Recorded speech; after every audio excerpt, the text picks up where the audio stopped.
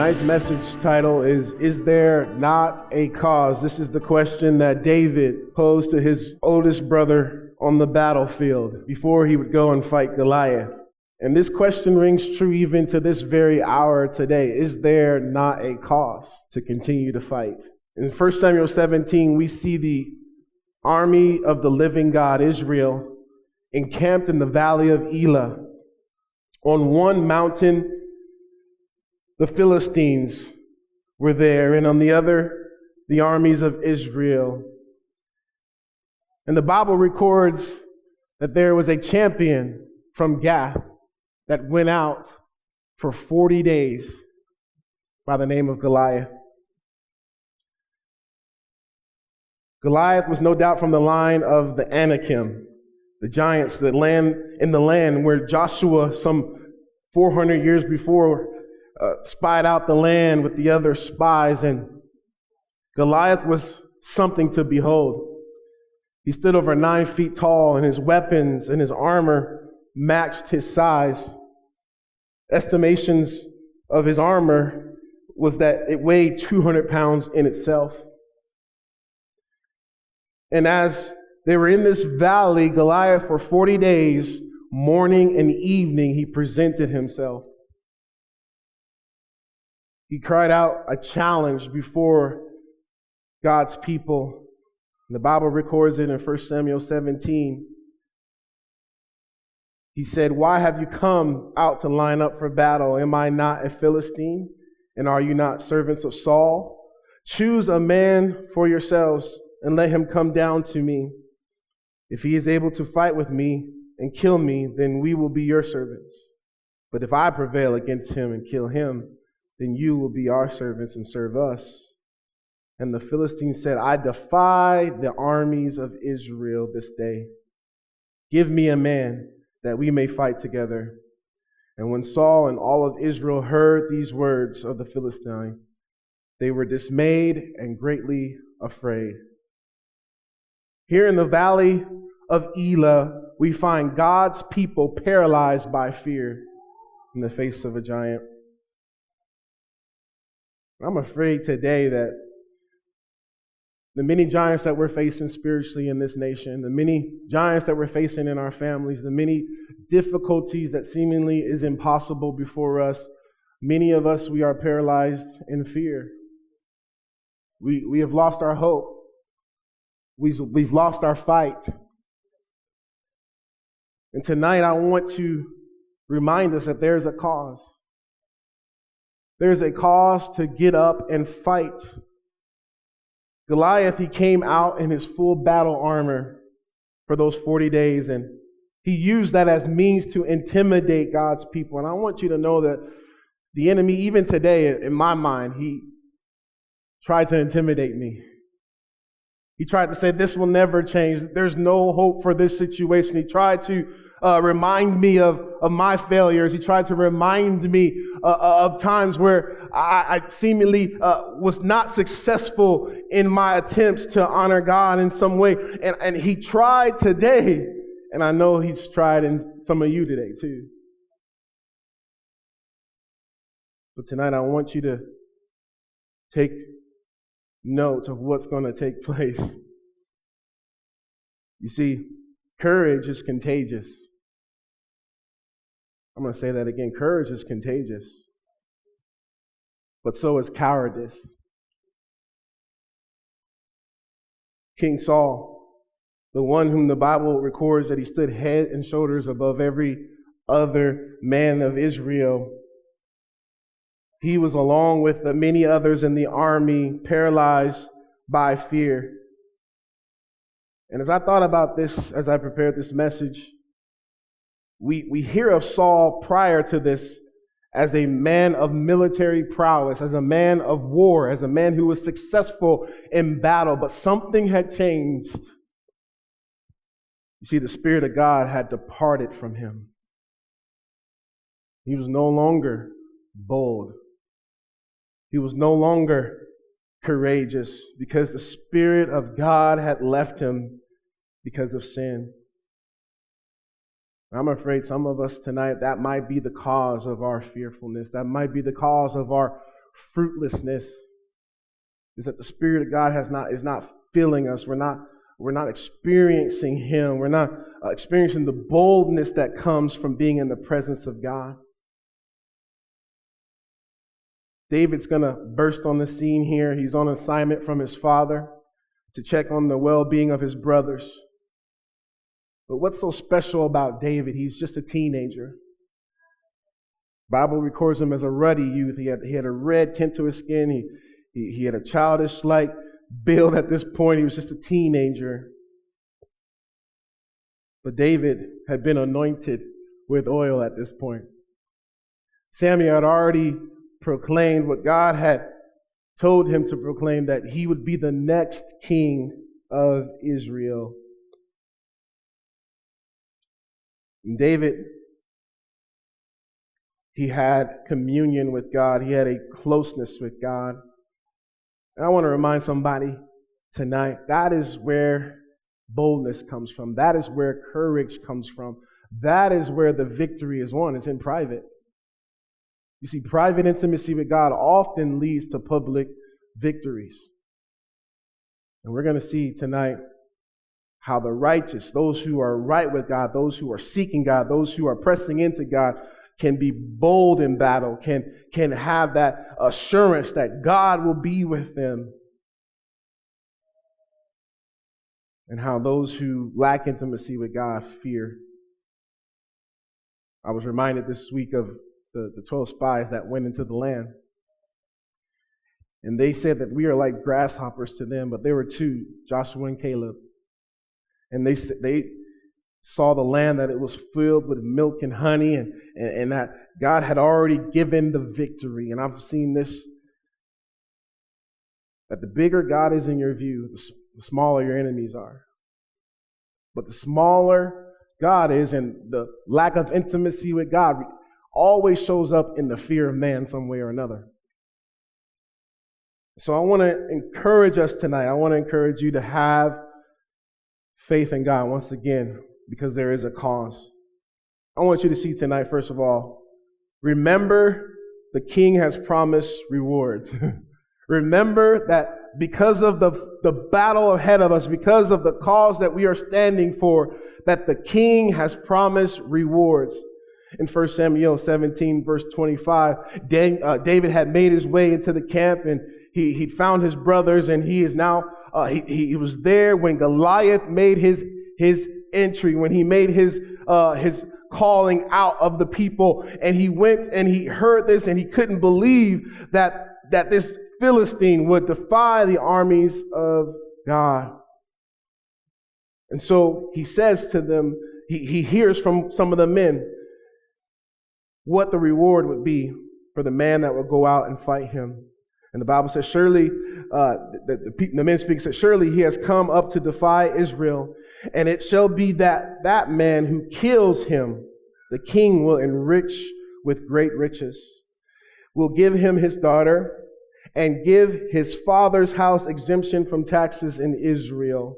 So I want you to see King Saul. He offers this compensation package to the man who would kill Goliath. It was quite a package. He offered riches, he offered one of his princesses, one of his daughters, and he offered tax exemption for that man's family in Israel. This is quite a package. Because no one wanted to fight him. Everyone for 40 days were fearful. So he had to sweeten the deal. David hears this, and his curiosity, or maybe he was intrigued by this, and he heard this reward. And I want to remind us tonight something. See, if we fight for the cause of Christ, if we fight our battles, I want you to understand something. There are rewards for us as well. The King has promised rewards. The King has promised to give crowns. He's promised to give rewards in this life and in the next life as well. He's promised His blessing upon the life that seeks Him first. He's promised to reward those faithful in battle, those who serve Him and who are valiant in faith and who walk with Him. He's promised to reward us. I think sometimes my kids are more motivated by rewards than reprimand. Any of you guys, you threaten your kids, you say, you better do this or else. But if I say, if you do this, I will give you this, you see a light, a glimmer come on. You see some motivation there. You see some desire behind it. And I'm telling you, this is what God does with us. He says, if you obey me, I will give you blessings. I will fill up your cup. I will make a table in front of your enemies in the wilderness. I will honor those who honor me. And I want to remind somebody tonight that you are in a battle, yes, but I want you to understand this, that there are rewards. You are fighting for something. You are competing for something. I don't know if there's any competitive people in here, but I'm telling you, we should have it in our spiritual hindsight, in our spiritual mind that, hey, we are fighting a good fight because the King has promised rewards.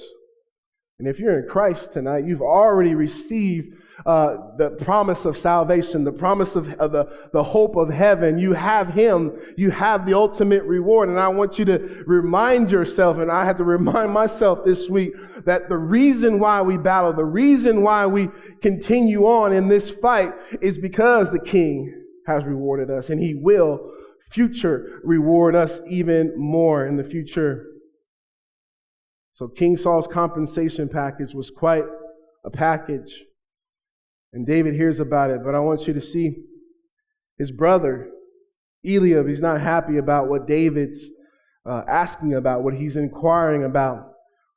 In 1 Samuel 17 and verse 28, now Eliab, his oldest brother, heard when he spoke to the men, and Eliab's anger was aroused against David and said, why did you come down here? And with whom have you left those few sheep in the wilderness? I know your pride and the insolence of your heart, for you have come down to see the battle. And David said, what have I done now? Is there not a cause? Now I want you to understand what the cause is really quickly. The cause that David is referring to here is God's honor. You guys, is anyone else tired of the world mocking our God? You see, the world they're doing the same thing that they were doing, that Goliath was doing. They're parading, they're mocking our God. They're loud, they're boisterous, they're unified in their front, and they're mocking God, and they're trying to redefine what God has said is a man or a woman. They're trying to do all these things in the face of God and in front of His people, and sometimes it feels like we're helpless, like there's nothing we can do. But I want you to know there is something that we can do, and I'm going to talk about it in just a moment. You see, because the weapons of our warfare are not carnal, but they're spiritual, to the breaking down of strongholds. And I want to encourage somebody. You see, David's going to have a battle before the battle. This is how it always is. And I find it to be true that often the enemy will try to bring up even a brother or sister in Christ to discourage us, to try to label us, to try to stop what we're doing because they've been immobilized by fear. They have lack of faith, and so they're going to come after us. So Eliab, he's mad. He's accusing David of being prideful. He's accusing him of being arrogant. And that's what's going to happen to you and I when we try to do big things for God, when we take steps of faith for God, when we speak boldly on behalf of God. There will be those who try to label us and try to say that our motives are wrong. They're going to question our qualifications. But I'm so thankful that God doesn't call the qualified, but He qualifies the call. This is what Eliab was saying. Eliab had been in battle. He had been with King Saul for a while. And he says, David, why are you here? Well, who you left those sheep with? He's mocking him in front of the army. He said, and I know the pride of your heart. You came to see the battle. That's your motive of being here. You want to see the fight. You're not qualified to be here. You're not qualified to speak, David. You're just a teenager. Go sit down somewhere.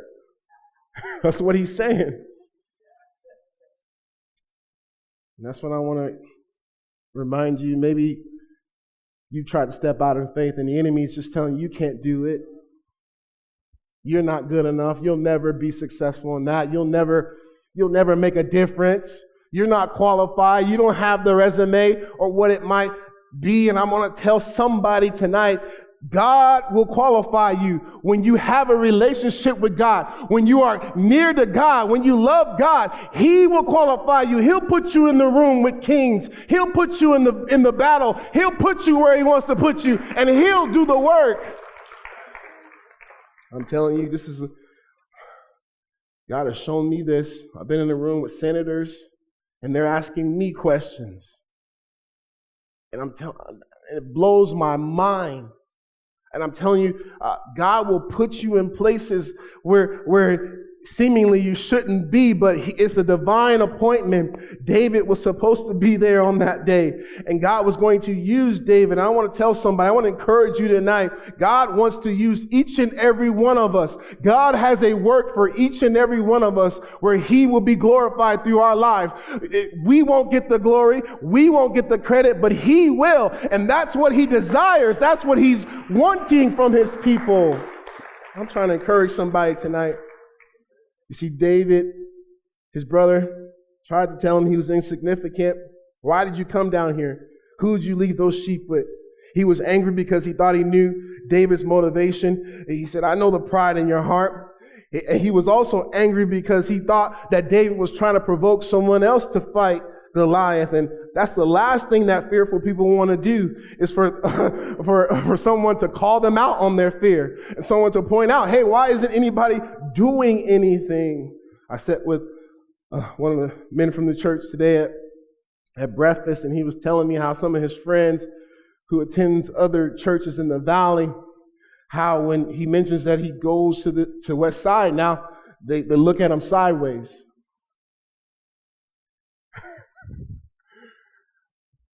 And he said that they've labeled us as racist, as homophobic. Listen to me.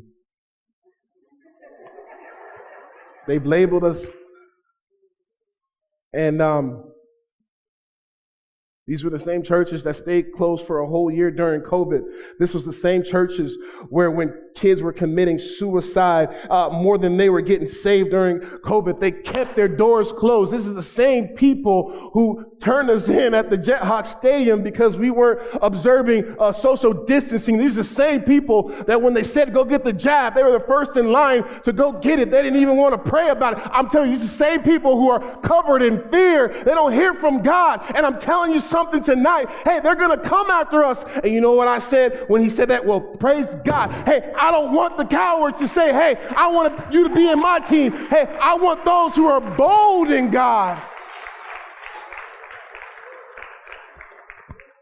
If everybody likes us, we're not doing it right. And I'll probably upset somebody tonight. I'm sorry. I apologize. But I want you to get this. This is what Eliab was doing. He was saying, David, you know this. You're wrong. Your motives are wrong. You're not qualified. Why are you here? But truthfully, he was angry and upset with him because David was right. This is the army of the living God, and no one's willing to fight this man. Like God isn't bigger than that giant. Like God can't give the victory. And they were all dismayed and afraid. So that brings me to my next point. We must remember that we serve the living God.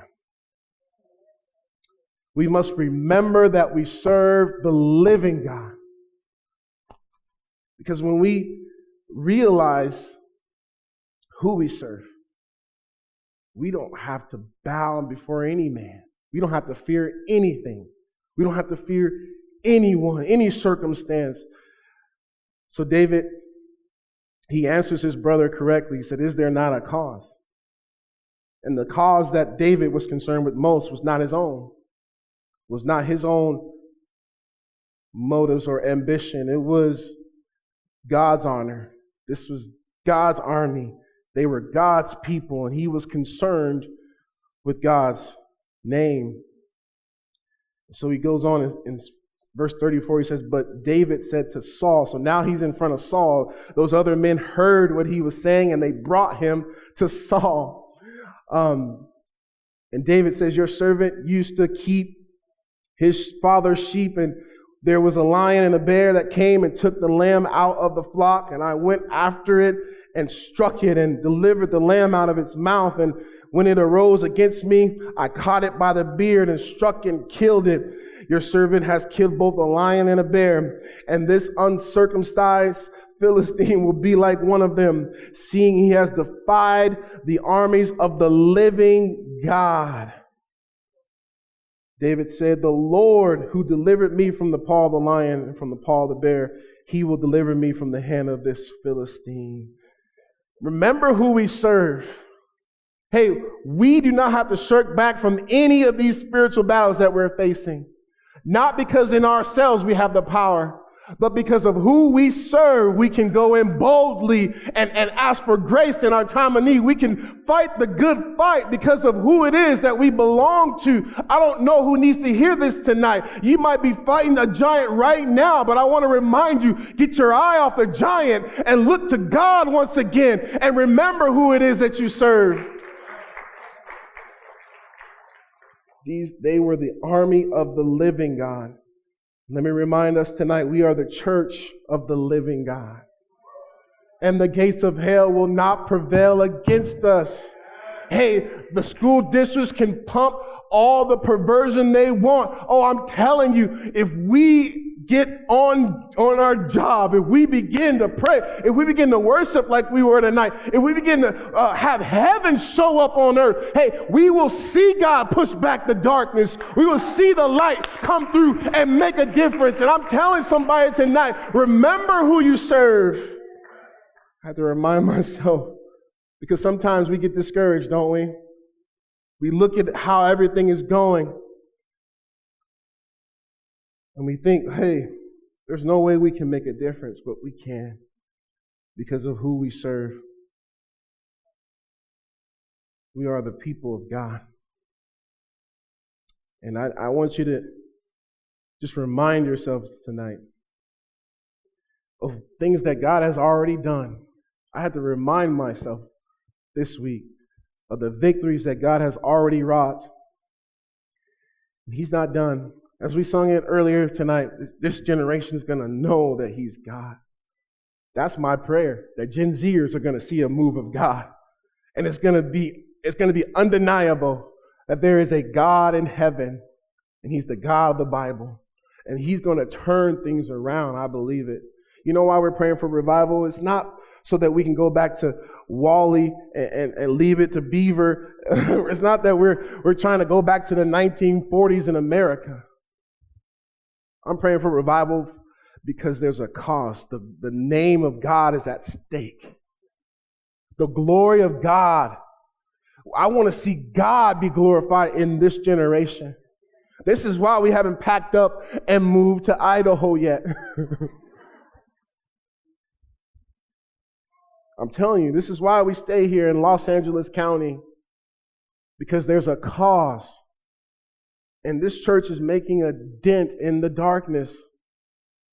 I mean, this week, testimony after testimony. We had people in service on Sunday from England who listens to the messages and being blessed over in England. I'm telling you, I can tell you other things, prisons across the nations. I've gotten letters from multiple prisons across the nation, men and women write to this ministry, men on death row. I'm telling you, we're making a difference. And what the enemy wants you to think is that we aren't making a difference, that we can't see God do something miraculous. But I want to tell somebody tonight, hey, we serve the living God, and even when we can't see it, He's working. That's not just a song we sing. That's reality. But I want you to see, we also must remember to use proven weapons in our battle. Saul tried to give David his armor. We'll see it here. So Saul clothed David with his armor, and he put a bronze helmet on his head, and he clothed him with a coat of mail, and David fastened his sword and fastened his sword to his armor and tried to walk, for he had not tested them. And David said to Saul, I cannot walk with these, for I have not tested them or proven them. So David took them off. Then he took his staff in hand, what he used out tending to the sheep, and he chose for himself 5 smooth stones from the brook and put them in a shepherd's bag in a pouch which he had, and his sling was in his hand, and he drew near to the Philistine. David was going to use the weapons that he had proven while out in the wilderness watching the sheep. And I want to remind us tonight, as I mentioned earlier, there are proven weapons that we have at our disposal that God has given us. He's given us Him. He's given us His Spirit. I want you to understand tonight who you are. You are a vessel of God because His Spirit lives within you.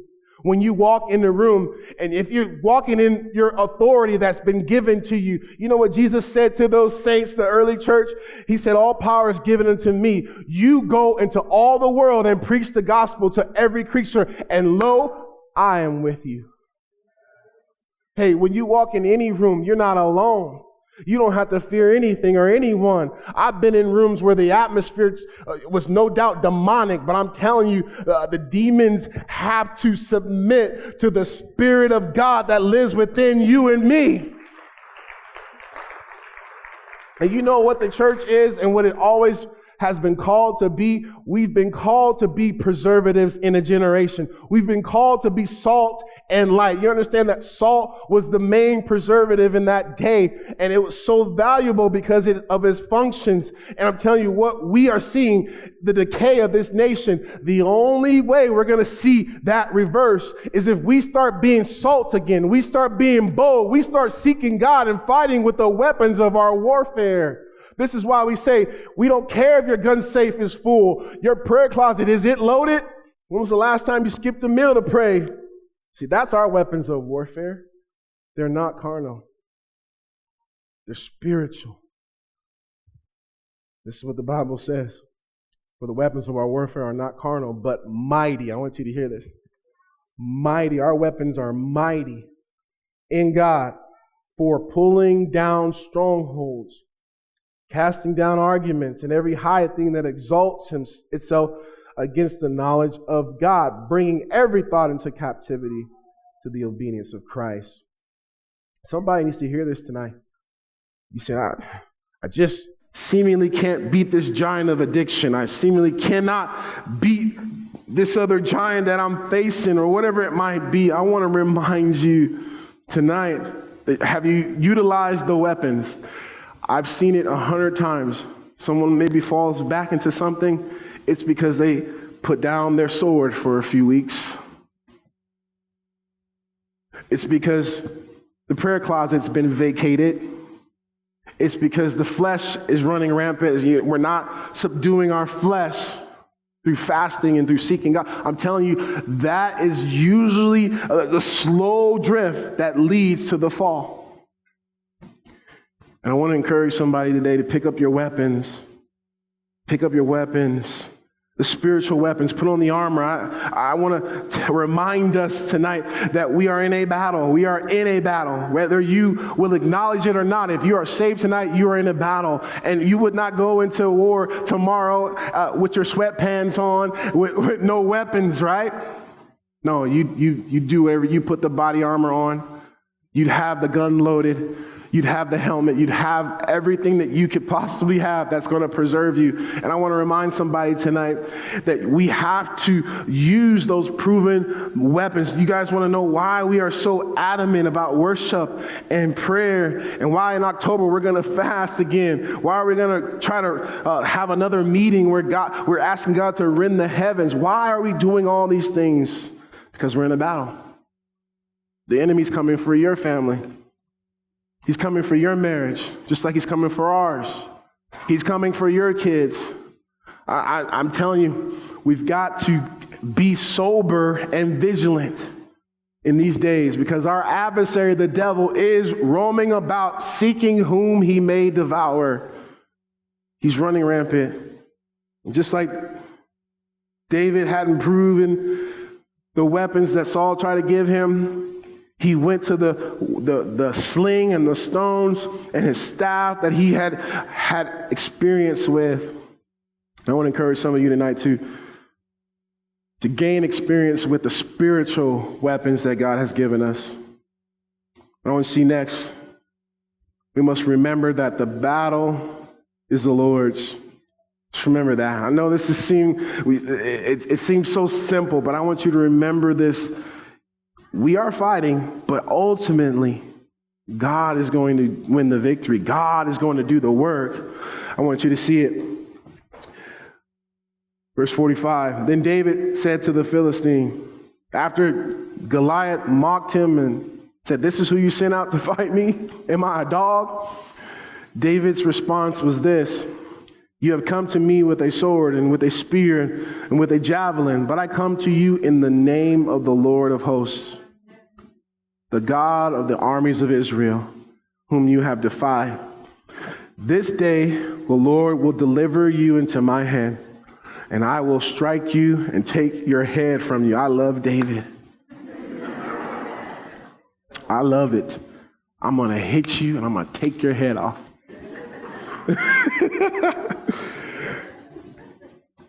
And this day I will give your carcasses, the carcasses of the camp of the Philistines. So he said, not only are you going down, but your whole camp about to go down. To the birds of the air and the wild beasts of the earth, that all the earth may know that there is a God in Israel. Then all the assembly shall know that the Lord does not save by sword or spear, for the battle is the Lord's. And I want to remind somebody tonight, the battle is the Lord's. David was able to go with boldness because he wasn't fighting for his own glory. He was fighting for God's name. And that's where we got to get. We've got to get to the point where what we do it is for God. It's not for us. It's not, our motives is not to be recognized, not to be seen, it's not about our name, but it's about his name. And I'm telling you, when we get there, when we humble ourselves, and we're to that point of desperation where we've got to see God move, where we've got to see God win the victory, where all of our hope and faith is resting in him and him alone, not our abilities, I'm telling you, that's when God's going to show up. We must fight for his glory. And I want you to see lastly tonight, and we're done. Remember that courage is contagious, but so is cowardice. You guys know the rest of the story. Verse 48, so it was when the Philistine arose and came and drew near to meet David, that David hurried and ran towards the army to meet the Philistine. Then David put his hand in his bag and took out a stone, and he slung it, and he struck the Philistine in his forehead, so that the stone sank in his forehead, and he fell to his face to the earth. So David prevailed over the Philistine with a sling and with a stone, and struck the Philistine and killed him. But there was no sword in the hand of David. Therefore David ran and stood over the Philistine, took his sword, drew it out of the sheath, and killed him, cut off his head with it. And when the Philistines saw that their champion was dead, they fled. I want you to see. Courage is contagious. Hey, you see it all throughout the Bible. God said, Joshua said it, be courageous. God told it to Joshua, fear not, be strong and courageous. And I want you to just get this, because many of us, we wait to see what's going to happen before we step out in faith. And this is what the Israelites did. You see, after David cuts off Goliath's head, then we'll see the armies begin to rush. The armies begin to pursue the Philistines. And it's a battle that would go on, and they would be victorious. But I want to remind us tonight that we got to be willing to step out in faith, to be courageous, because it's contagious. And God will use that. David was willing to do that. As I said earlier, cowardice is also contagious. Hey, our kids are going to know. Our kids are going to know if we just laid down and just didn't fight the good fight for their generation. They're going to know. And your kids will know if you do fight the good fight. Your kids will know if you are pressing in. Your kids will know.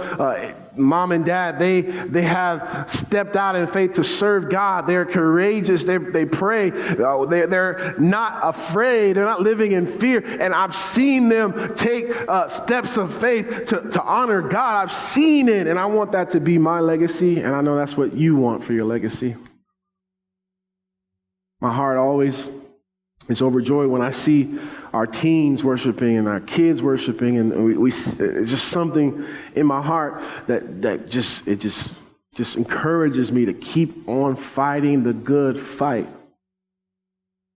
Because there is one that comes after us. There is a generation coming after us. And they need to be led by our courage. They need to be encouraged by our testimonies. And I want to tell you tonight, guys, hey, there's a cause. There's a cause, and we need to remember who it is we serve. We need to remember the weapons of our warfare are not carnal. We need to remember that the battle is the Lord's. We need to remember that He's already won the victory. And I want to remind us tonight to keep fighting. There's a cause. You know, worship is warfare. Y'all know that, right? It pushes back the demonic realm. It pushes back the enemy. And I want to encourage us during this time of worship to press in. If you're facing a giant tonight, if there's something looming and you just seemingly can't win that victory, I want you to come to the altar tonight and ask God to fill you up anew and afresh with His Spirit. And ask Him to fight your battle. I know some of us tonight, what we need to do is just get out the way. You might be contending for your spouse, but what God might be telling you to do is to get out the way. Just pray. Just wait on me. I'm telling you, you might be contending for your prodigal children, and God is saying, stop trying to make it happen. Wait on me. I heard a testimony today about a man, his marriage was about to split.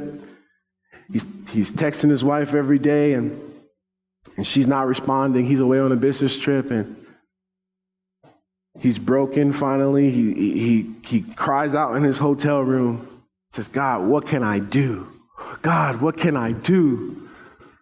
And he said he heard God speak to him. He says, you can't do anything, but watch me. He said the next morning he got up, he texted his wife like he had been doing for days with no response. And his wife, he heard his phone buzz a few minutes later. His wife responded. And she told him when he got home, something just told me to respond to you at that. She didn't know it was God. Something just told me to reply to the text now. And I want to tell you guys tonight, we do serve the living God. He is alive and on the throne in heaven. He's not concerned with our economy. He's not concerned with anything that is playing out because He's sovereign over everything. He is outside of the realm that we are bound to. And I want you to get it tonight. Hey, when we say that we serve the living God, there is nothing that He can't do. Do you believe that tonight? Our lives should display that faith in Him. That's what He's attracted to. David, he stepped out in faith. He stepped out for God's name, for God's glory, and he said, God's going to give me this Philistine. And I believe that's what we need to do. So tonight, the altar's open. If you need to step out in faith and ask God to give you something, to ask God to move in a way to slay a giant in your life, come to the altar. He can do that.